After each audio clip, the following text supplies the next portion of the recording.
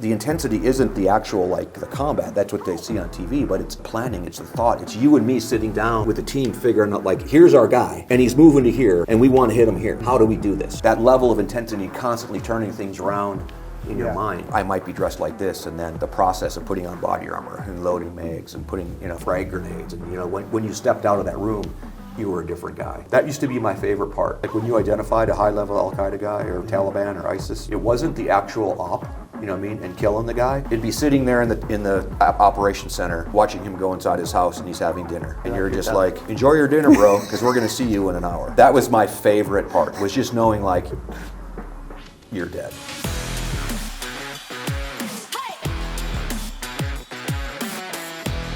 All right, today we have Jeff Tiegs on. Jeff and I do jiu-jitsu together. He's a black belt, ex-Delta Force operator, runs an amazing nonprofit we're going to talk about later. And this is his book, Where Have All the Heroes Gone? It's a pilgrimage through the Bible, the battlefield, and back home again. It sounds very interesting. And yeah, man, thanks for coming on. We've been talking about it for a while. Yeah, no, good to see you, brother. And these are for you guys. So once you start digging through it, we'll talk about it again. Yeah. We're gonna have a lot to talk about. So tell me, where are you from? Tell me, like, from high school. Because you got in the military. You got an amazing story. So let's start it off. Yeah, I'm a Wisconsin boy, born and raised in Wisconsin, small town outside Milwaukee.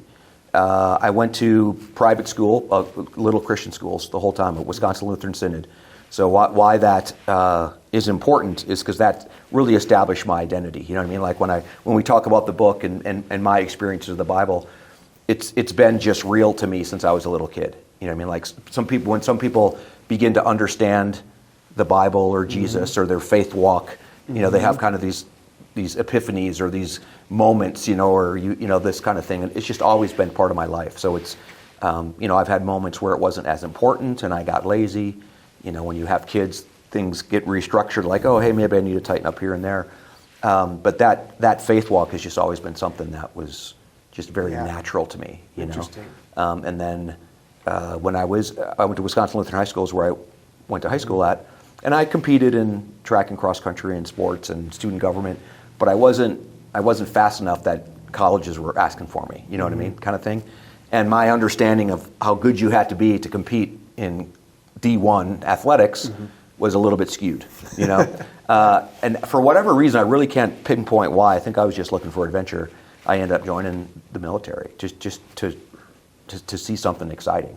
I knew about special forces. That's what I intended to do initially. And then when I got into basic training, I heard about Rangers, which people know about Rangers now, but back in 1987 when I came in, you didn't really talk about them at all. So once I understood what they were, I pivoted to that and then ended up spending 5 years in the 1st Ranger Battalion. I enlisted for 4 years, extended for a year to do scuba school and sniper school and a bunch of things. And then that is also when I first went to combat in 1989. We invaded Panama. Then the first Desert Storm kicked off in 1990. So I participated in both of those things. And then the decision, after your first enlistment is, do I stay in? What do I do next? Yeah. And I really wasn't sure what I wanted to do. What I wanted to do was go to Delta Force, because now while I was in as a Ranger, I'd heard about this other organization called Delta Force that you never heard about back then, and but they had standards for how bad your eyes could be, period, and they weren't waived. So scuba school waived it, sniper school waived it, but Delta selection, they would not waive it. So, what was wrong with it?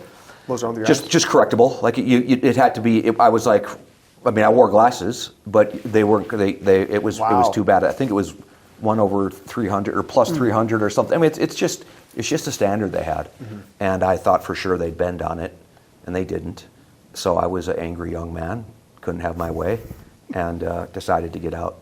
And then when I was in college, I was training for triathlons and things like that, because they were kind of in the early 90s. They were really kind of taking form as well. I thought, maybe I can make a run at it as a amateur or semi-pro triathlete. And then when I ran with the cross-country team and track team, I was like, wait a minute, I'm good enough to run with these guys. So then that pivoted from, I'm not sure what I'm doing, to having a focus of running. So indoor, outdoor track, cross country, that keeps you busy for a year. And then slowly but surely, I was out at Montana State. I introduced myself to the ROTC program thinking, hey, I've got a lot of experience. I can help these kids kind of understand what they're getting into. Little did I know, they were playing me too. They were getting me, sucking me back into it. And then that coincided with the time where some of my friends that had been in the unit called me and said, hey, they're accepting guys that are getting their eyes fixed. So now you can go get the eye surgery. So I said, so the LASIK, coming back. LASIKs? Yeah.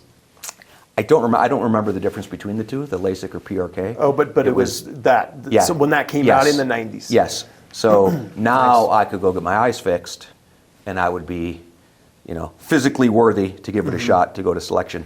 But coming back in as an officer, that's a long route. That's about you have to do about 8 years before you have the credentials to try out for Delta. So I went back to the Ranger Battalion in 2nd Battalion. Did not see combat there, and then went to 10th Special Forces Group. And that again, those roll off the tongue. That's a lot of work. It's a 2 years of work to get to 10th Special Forces Group with all the training and everything you go through. And then when I got there, the war kicked off in Iraq. So I was back and forth to Iraq for a couple years, and then I finally hit my team time where I had the credentials to try out for the unit in 2005 and ended up going there. Okay, so you were deployed, and how old were you? Because you were in the Army. Yeah. Yep, And 87 to 92. Okay, then you I went to college for 5 years then while I was you in the went reserve. back in, and you're a Ranger again. Yeah. And so, Couple years. And so, so how old were you? Yeah, I think so. 30s? I think 2002. Yeah, so 33. I was 33 when I got to the. So you were older when you got into Delta. A little. Well, a little. I think the average age in the unit is about 34 or 35. So you can't even try out till you have a few years in, and officers are the same. So yeah, because I had that 5 years prior service, most of my peers, most of the guys I was in school with, were a little bit younger. I graduated in 97. So my West Point class of 97, those are my cohorts. They're all 5 years younger. But you know the deal. When you're in your 30s, 5 years doesn't matter that much. Yeah, but when you're in your 50s, 5 years makes a bit difference. But don't you think that being in your mid-30s at that high a level, you just have more experience? Oh, hands down. Right? So Yeah, it's it hands makes down. sense. People think, you got to be in your mid-20s, you're fitter. Yeah. I think in your mid-30s is when you're really mentally and physically. Hands down. And I think that's where, what the term an operator used to be very specific for someone in the unit. You were a Delta Force operator. There were no SEAL operators. There were no Ranger. An operator had this connotation of age and wisdom and experience, physicality, professionalism, all of these things wrapped up into one. And you really can't get there until you're in your 30s. You know what I mean? So yeah, I think in professional sports, it's gotten skewed because kids are developing so fast. The ages are getting younger and younger. But when you think of professional sports years and years ago, there were a lot of guys they weren't hitting their prime until they're in their 30s. And that I think you have to think of that position too. You played baseball, so a lot of those guys you really don't have that combination of the experience and the way your muscles work together until you're a certain age. A quarterback on a football field, same thing, understanding and knowing the plays. So yeah, I think you definitely peak as an operator in your late 30s, maybe around 40, and then your body starts to kind of betray you. At 40 though, because I'm 46, and Yeah. except for after rolling too much, Yeah. too many days in a row, but I feel good. Yeah. I feel like the wisdom part kicked in. Yeah. Maybe later than some other people. But Yeah. you're I still feel good, and then I wish I had this 10 years ago, Yeah, the yeah. wisdom level. Yeah, and I think when you're shooting, the actual professional skills stay, but combat is very it just breaks you down. You know what I mean? I mean explosions and landings and helicopter crashes and parachute jumping. It just slowly wears you down. Chips away. Yeah. I mean, my back's all screwed up. I have 2 fake hips. My shoulder needs to be replaced. You know what I mean? You're just your body just can't sustain. Yeah. How's that affect? And we change gears, but Yeah. when you're rolling, do you feel like you're managing I have to adapt it all. What I love about jiu-jitsu is it accommodates your strengths and weaknesses. So I've learned to fight in a way that I don't let you take me into places where it's dangerous or or things that I can't do. You might not notice as much, you know what I mean? But you will. Yeah. You know, as you get better, you'll realize. Well, I know when you're grabbing the gi and you play the gi game. Yeah. I didn't know what the hell that was all about. And then, well, because I can't let you grab my legs and throw my legs around. You know what I mean? Somebody who's limber and loose and doesn't have fake hips, you know, they can respond and invert and do all sorts of stuff. But you know, to me, it's like grabbing two planks.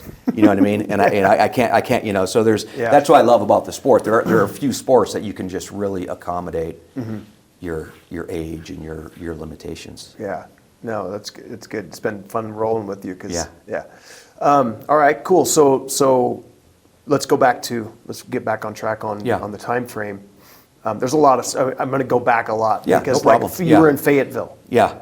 Vietnam. Yeah. They call it Vietnam. Yeah, they did. So we lived in Southern Pines. So Fayetteville, this isn't 100%, but Fayetteville is more of the regular Army type folks, and even like the younger people that come in and out, like the old soft guys, the Special Forces guys, we're all over on the west side in places called Southern Pines and Pinehurst and Whispering Pines. You know, we're all older and have families. You know, I think probably 80%.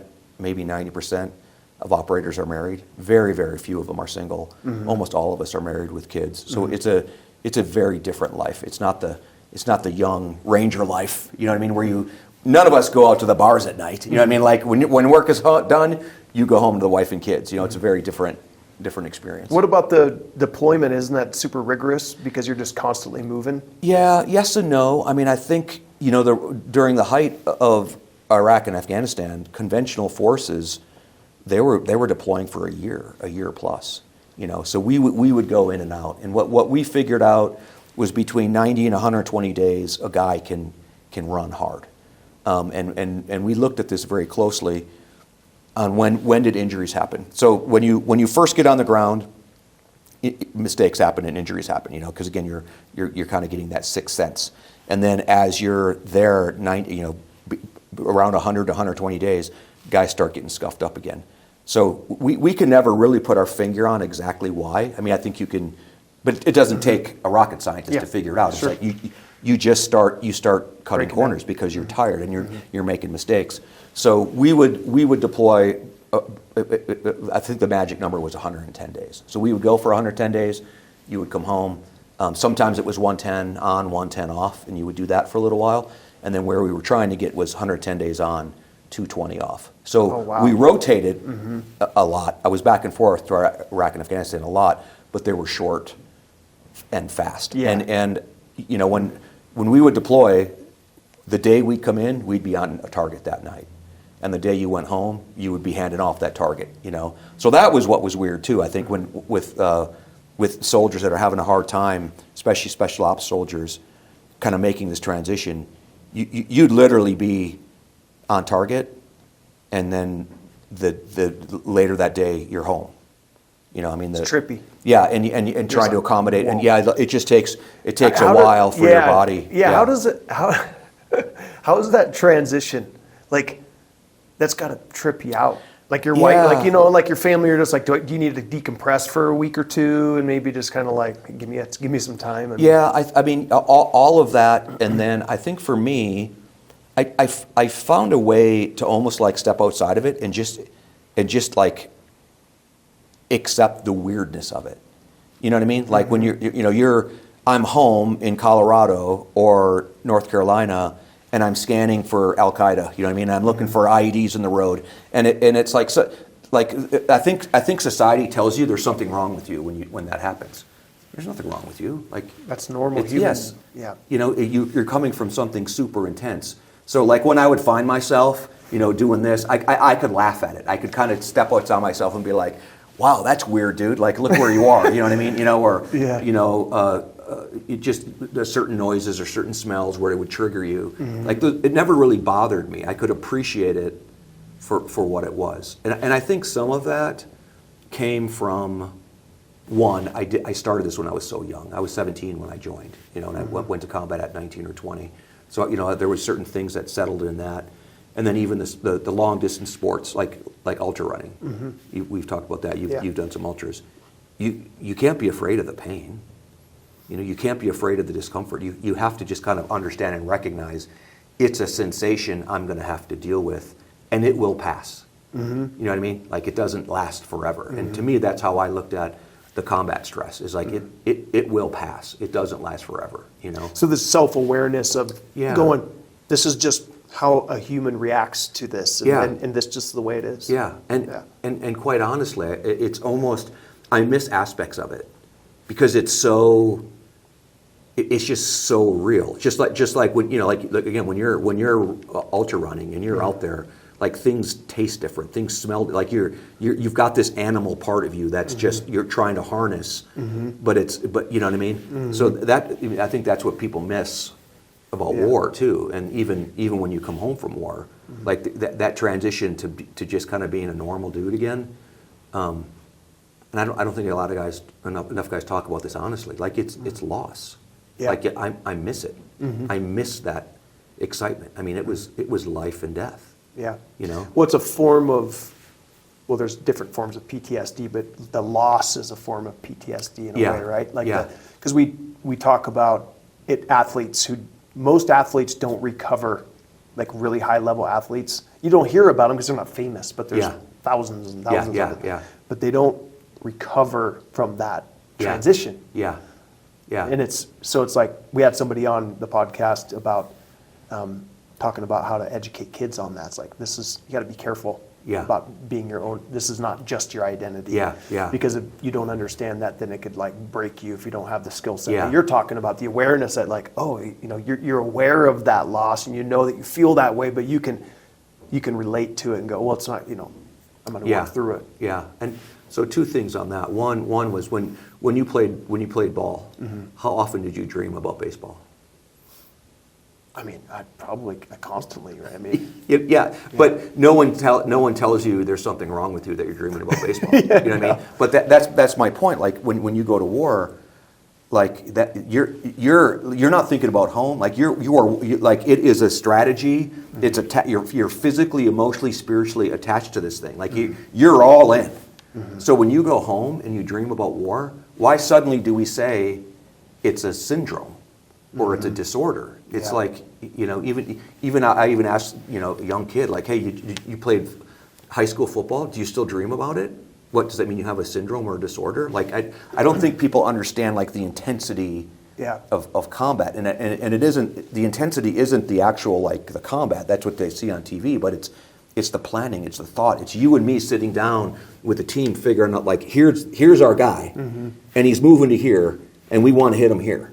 How do we do this? You know what I mean? And like that level of intensity, constantly turning things around in your mind. You know? And that's like the ultimate intensity, because it's life and death. Yeah.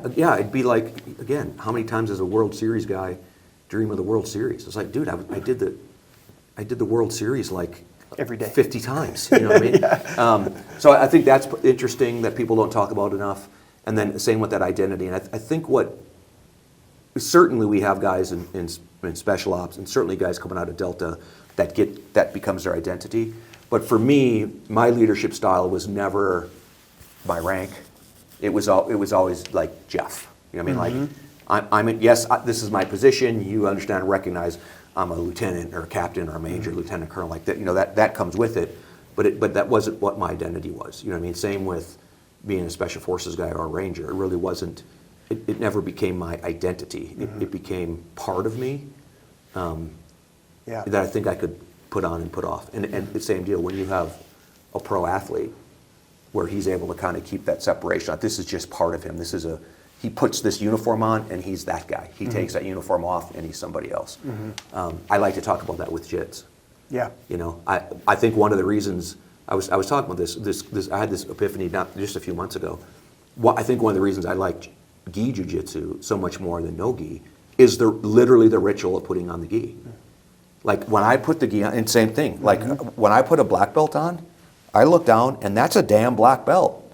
I better represent that black belt. Again, I'm not overly, you know what I mean, consumed in it, but it's like it's a ritual. And You're stepping into the role, Yes. and then when you take it off, you... Yeah. And you know, and for us, it was the kit room, it was the team room. You know, once you went in that, you'd have your cubbies and you have all your gear. So, you know, I might be dressed like this, and then the process of putting on body armor and loading mags and putting, you know, frag grenades. And, you know, when you stepped out of that room, you were a different guy, you know. And even the drive from work to home, even in training, it was like a 20-minute peaceful drive in the woods. You know what I mean? And again, this is now in hindsight.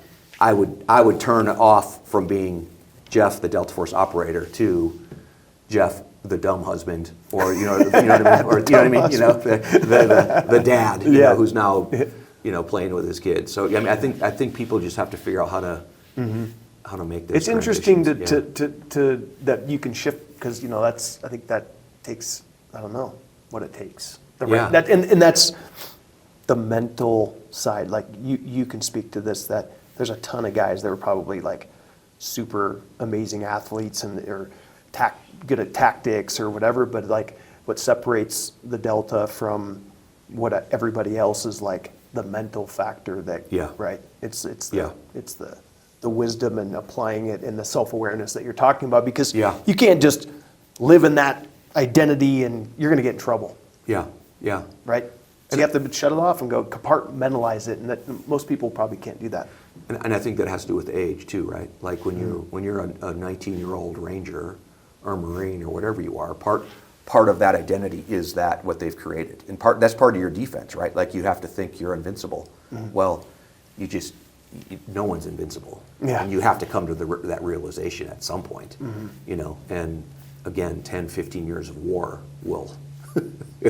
It'll force you into that realization. Yeah. You know? So can we talk about the Delta Force? Like what makes it different? I think a lot of people don't understand, because people like Delta. What is Delta Force? Like the general population. You always just hear about the SEALs. Yeah. Right. Yeah. But there's tons of different special operations, right?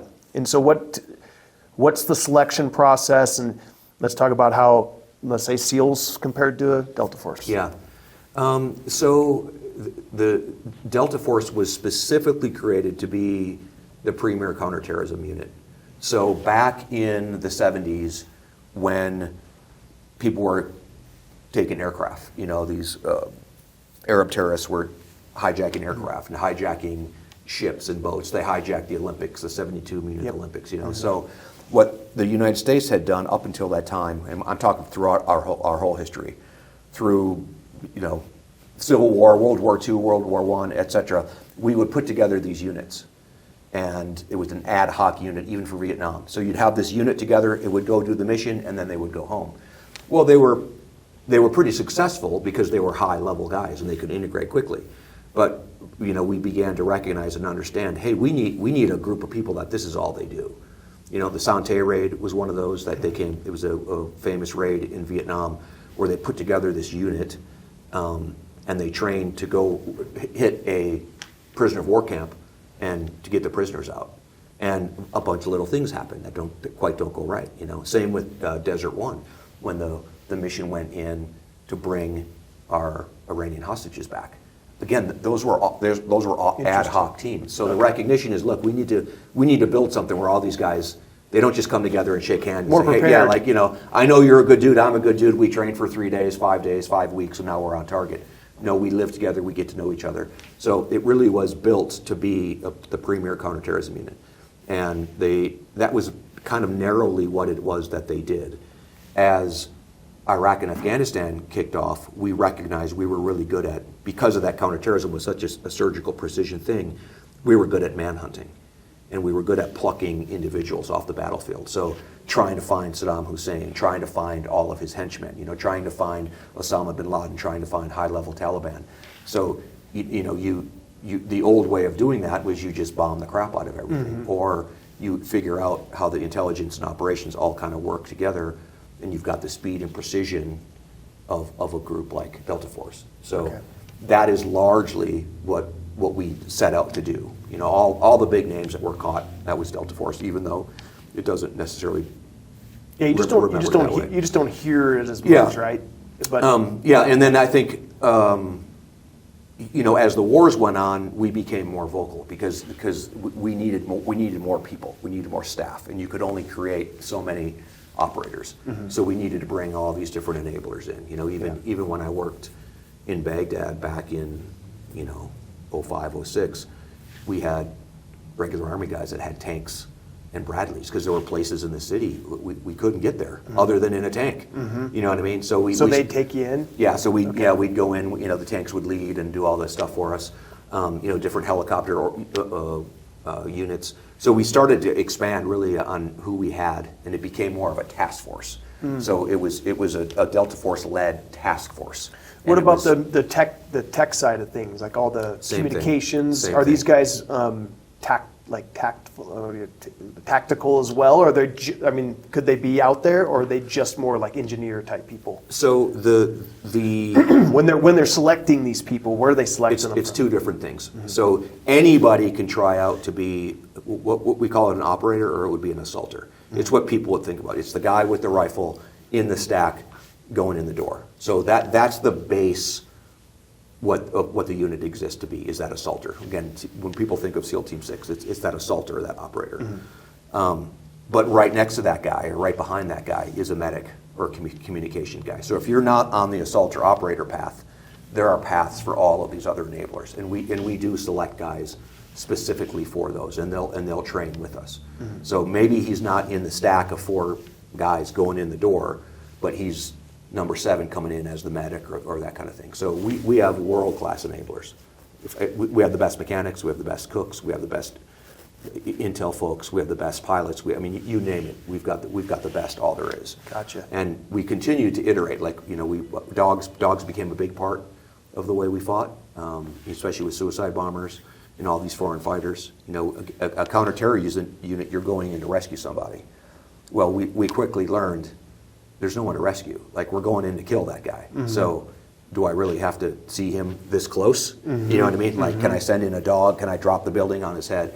So even our tactics evolved very, very rapidly. Yeah, and makes sense. And that's one of the things Delta is openly tasked with, is developing equipment, technology, and tactics that can now be spread throughout the rest of the military. Trying, if we had this tool, Yeah. we didn't need to do this. Like when you look at an Army soldier now, the camouflage they're wearing is because we tested it out. The rifles they're using, the type of rounds they're using, the body armor, the nods, the helmets, all those things, we test all that out. Interesting. And that's part of what it is we do. So the camouflage now looks like a digital or whatever, like square, right? Not anymore. No, not because I haven't seen it. So, because it used to be the old school, when my uncles were in the Marines, it was and then they went to the more square stuff that was. Yeah, this one I can't remember what they call it now, what the name for it is, but it really it's pretty good. That old weird teal colored. I was like, what in the world? We never wore those, dude. Yeah, well, the Navy has blue camouflage and stuff. I know. Yeah, I don't know much about it.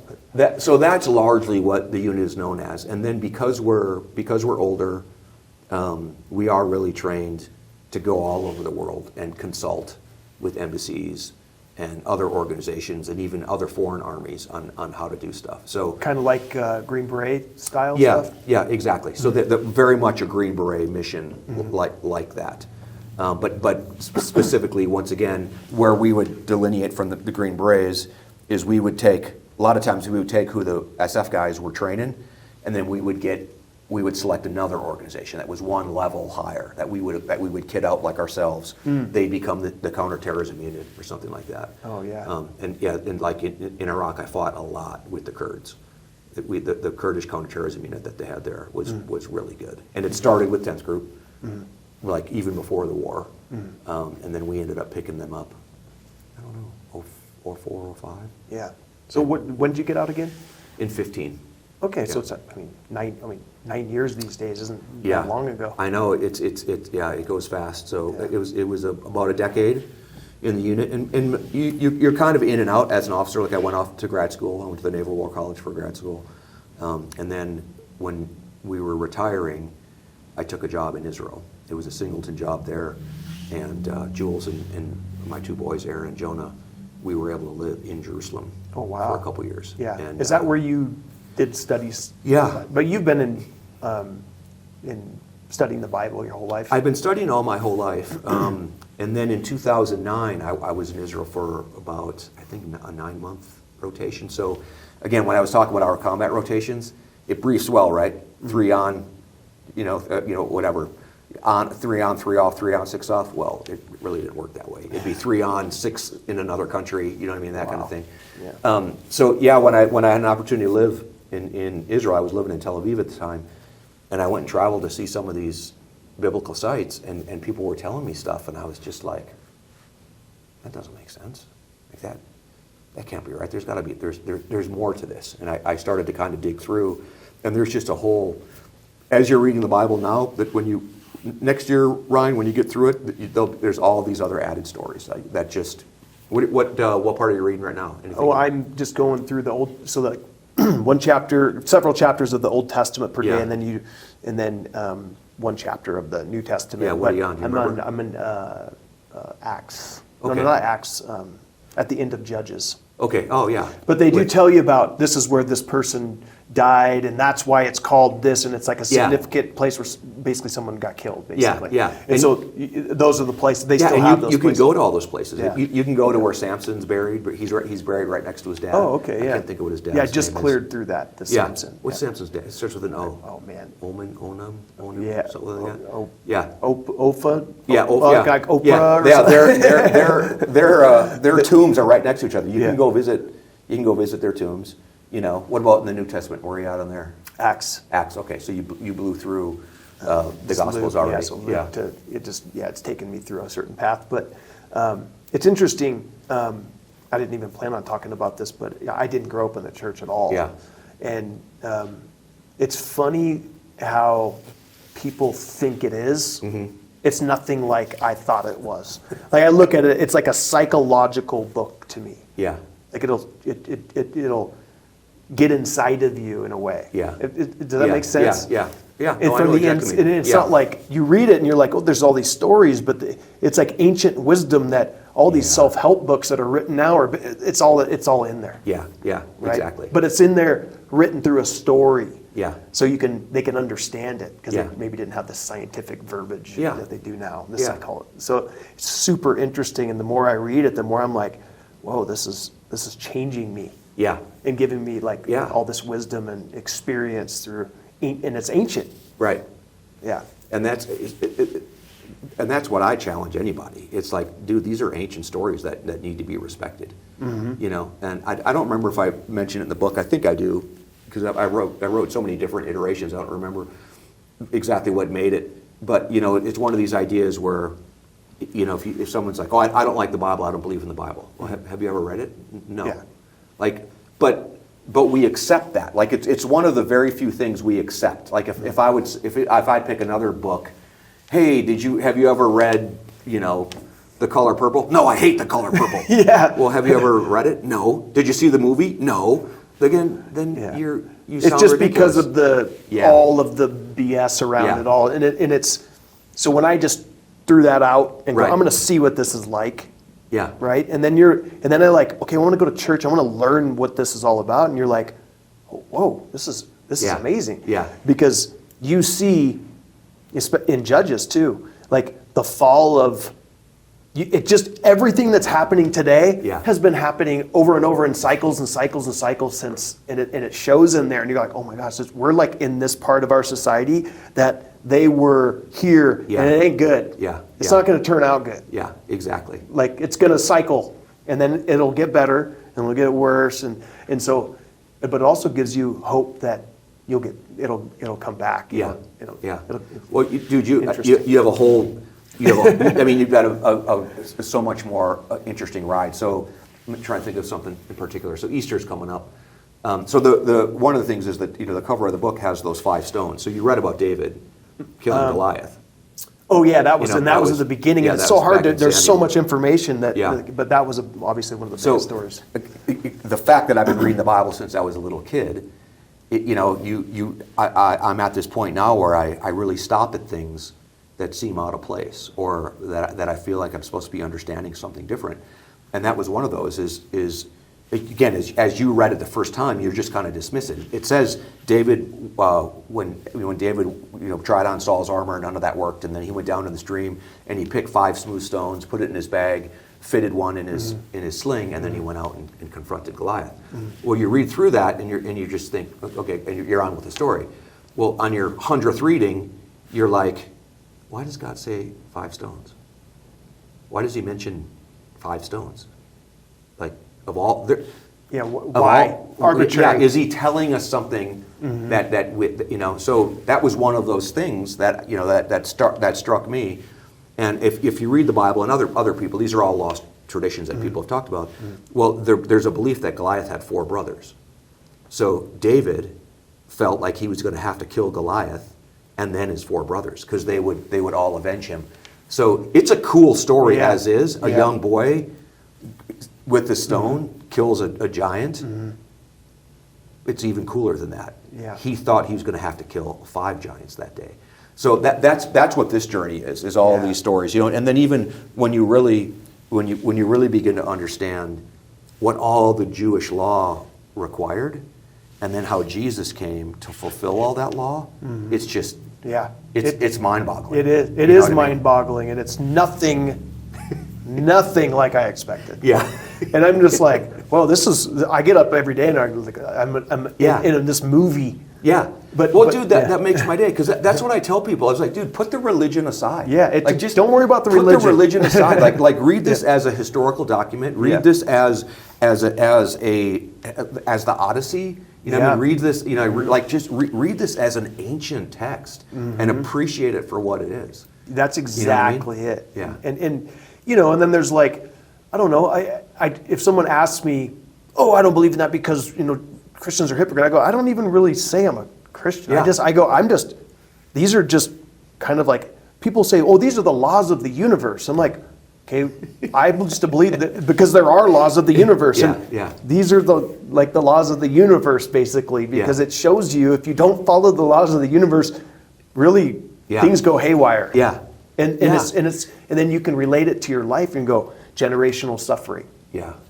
Generational suffering. Like most people have experienced it with, families, and you look back and alcoholism all the way back, or all these problems go all the way back generations. And they talk, it's the same thing. Like your kids and their kids and their kids are going to suffer because of you, and that's what God says. And then it does. See, you're on a great journey because you've avoided the religiosity. Yeah. Because when people get into religion, they think it's all about salvation and damnation. It's not. It's about now. Like, if you follow the 10 Commandments, if you're faithful to your wife, you're going to have a good marriage. You know what I mean? If you're unfaithful to your wife, you're going to have a bad marriage. You know what I mean? If you go around hating everybody, you know what I mean, and steal, it's there are rules for now. You know what I mean? And so much religion has turned it into this checklist. So if you do this right, you're going to heaven. If you do this wrong, it's like, no, that wasn't the point. Yeah. Like even when I like the way you're doing it, where you're reading some Old Testament and New Testament, and even that, the way we've translated it, it's the Old Covenant and the New Covenant. This is the old promise. That you could call it that way. Like if you open your Bible and it could instead of saying Old Testament, which doesn't really mean much to us, it could say, this is the story of the old promise. This is the story of the new promise. Yeah. And just immediately, you're even looking for connections. You're looking like, oh, so what was the old promise? Oh, now this is Jesus said, don't forget the 10 Commandments, but it's all about love your neighbor as yourself and love the Lord your God with all your heart, with all your soul. With all That's the point. Oh, you mean all this other? No. You do all that other stuff, and you're still a dick. You're still a dick. To paraphrase Jesus a little bit. You know what I mean? So you're on a great journey because you've avoided all of that heavy baggage that religion comes with it. And that's why I always tell people, it's not even about that. Like, it's I love your hypocrite. style. And I'm like, no. It's about you and your journey. Yeah. Through avoiding pitfalls and trying to live a good life, because there's literally life is hard. Yeah. Life will kick your ass. And if you don't have a guideline, be directed, like coaching, like we talked about. It's like, this is a guideline. Yeah.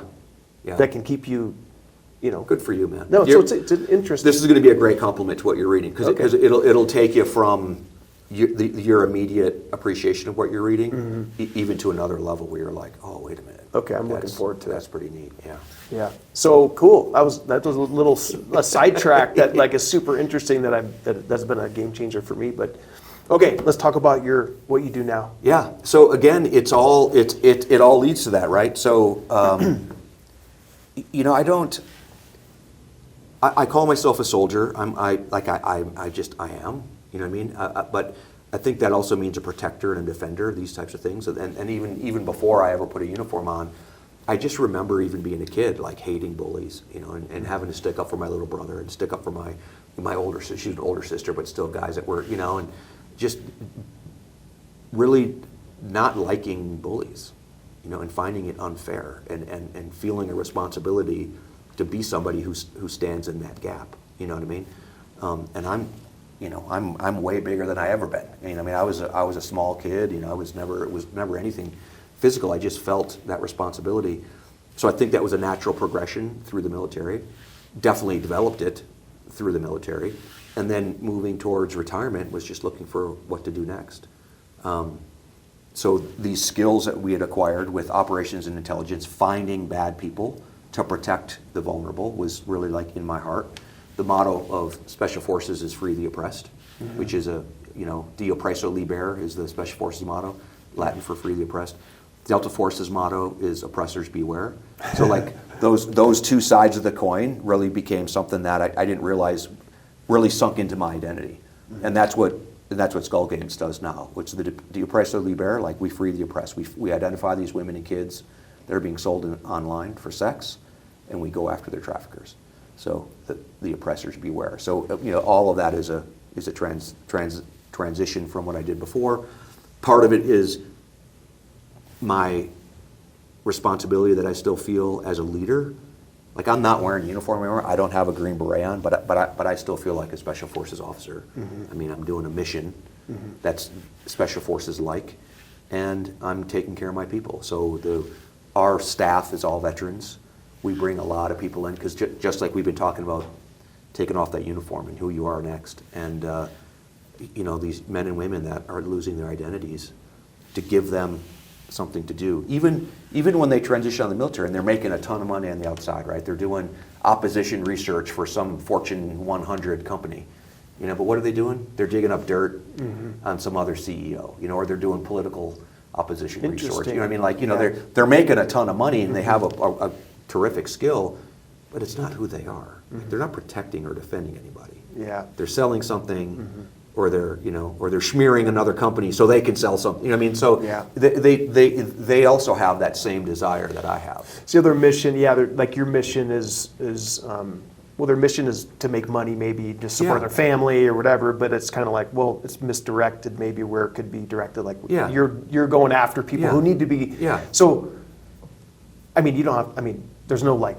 tact. You're not going after them with guns and stuff. But I don't know. It sounds kind of sick, but like maybe I wish that we could almost sometimes. You know what I'm saying? Hands down. I think that people would agree with like, there's certain things that it's almost wish we could take it into our own hands, and those are the kind of things that I think about. Yeah. Sexual assault. Yeah.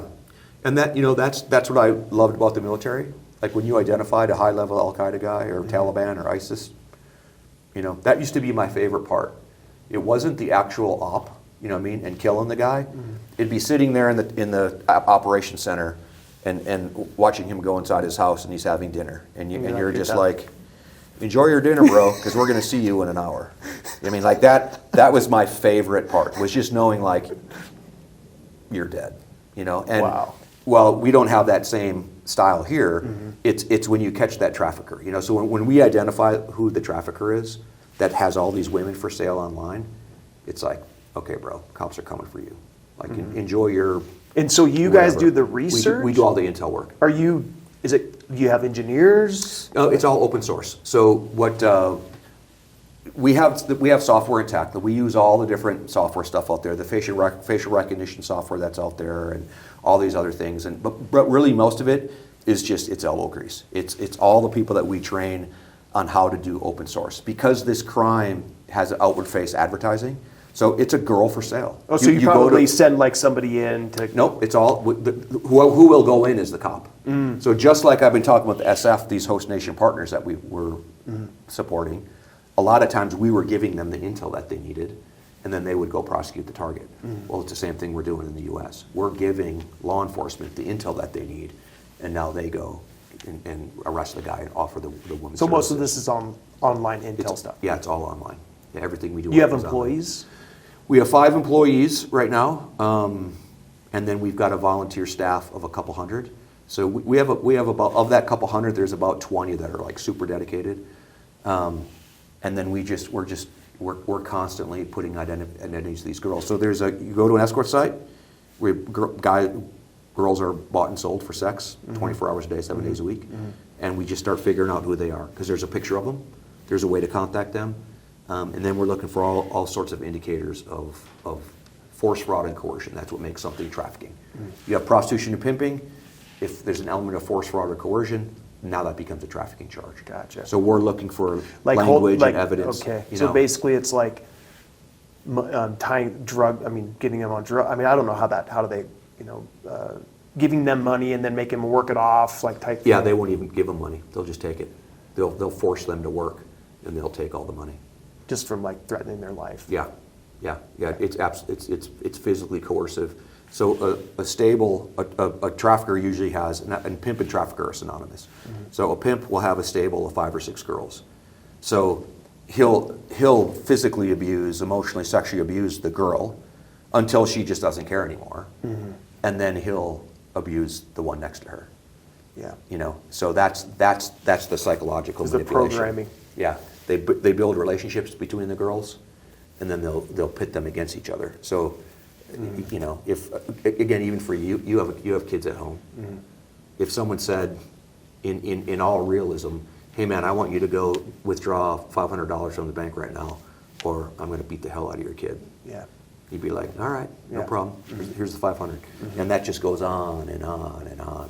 So when we're able to identify that, it's really, it's cool. So you can see how that relationship is very much what we did in Special Forces. It's very much the same exact model that we've done in the past. Yeah. And then we also have women on our staff who used to be trapped in trafficking. So we call them survivor hunters. So they survived the industry, and now they hunt. And they have the nuances. Yeah. They can be like, hey, this is probably what's going on. Incredibly, and plus they're also like one of the women is from Kansas City, another one's from Las Vegas, another one's from Stockton, another one's from Atlanta. So if when we're looking in those cities, they'll even know who the girl is, or they'll like, okay, hey, this is who we think the girl is, and we think one of these 4 guys is her traffickers, and and she'll come over and she'll be like, it's probably that one, I know him, his name is blah blah blah blah Oh, blah. wow. You know what I mean? Yeah. So they're a huge force multiplier for us. Yeah. Damn. It's crazy. This whole chat was super intense, man. How are we doing on time? Got a lot of really good clips timestamped down here for sure. Oh man. No, that's intense. We just roll man. together. It's what I Yeah. like about jujitsu, though, too. It's like we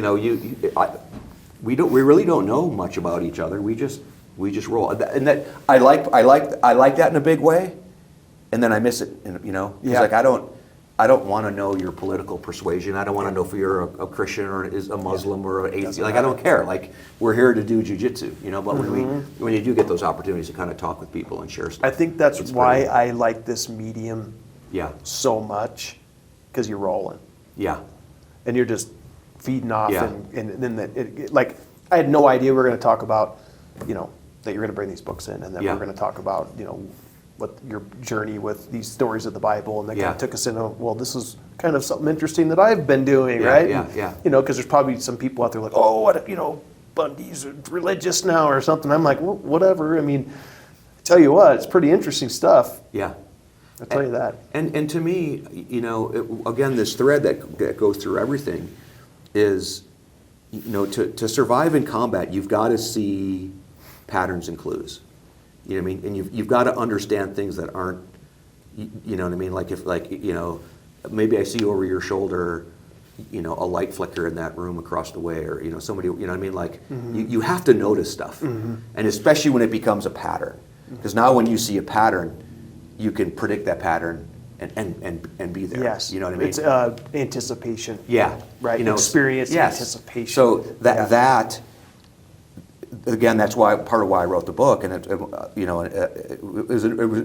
book was initially called "There's Always More to the Story: A Soldier's Perspective," because it was this idea of I see the Bible now as with the eyes of a soldier, and when you're reading something, what am I missing? Is there a pattern that I'm supposed to be seeing?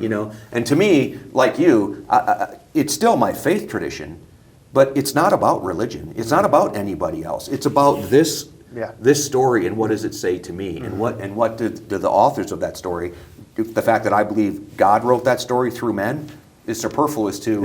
It's in front of you. Read it. You know what I mean? Yeah. It's like that's why people are like, well, God wrote it. I'm like, whatever, the universal energy like went through them, because thoughts. What is a thought? Yeah. We don't know. It's just their thoughts. Yeah. That came from. And finding those patterns. Yeah. Again, whoever wrote that book, it's incredible, because there's patterns and places that repeat themselves, and it's anchored in geography. It's what I mean. It's anchored in personalities, and that's the same thing we're doing with Skull Games.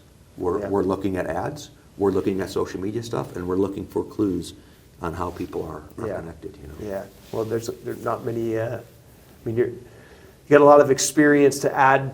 Well, like we just talked about. Dude, look at jits. It's what you and I talk about. You as you're high level in jiu-jitsu, you begin to see the patterns. Yeah. I begin to understand where you're going before you even know where you're going. Or I'm obfuscating where I'm going, so you don't know. You know what I mean? Like, jiu-jitsu is the same thing. That's why we love jiu-jitsu. Yeah. It's understanding the patterns and where can it lead, and it all leads. It leads to 100 different things. Yeah, but you can only pick one. That's the problem. You only can pick one at a time. And it's the same deal. Like same with combat or Skull Games. It's like, hey, there's 20 men in this woman's life. Yeah, one of them's a trafficker. You can only pick one. Yeah. So figure it out. Yeah. Man, we could do three of these things, man. But that's probably a good place to. Well, we'll come back when you guys get a chance to read the book. We'll talk about that. That would be a good, because I think bringing people on who are, when you have a lot to talk about, there's always more. Yeah. So you just rotate.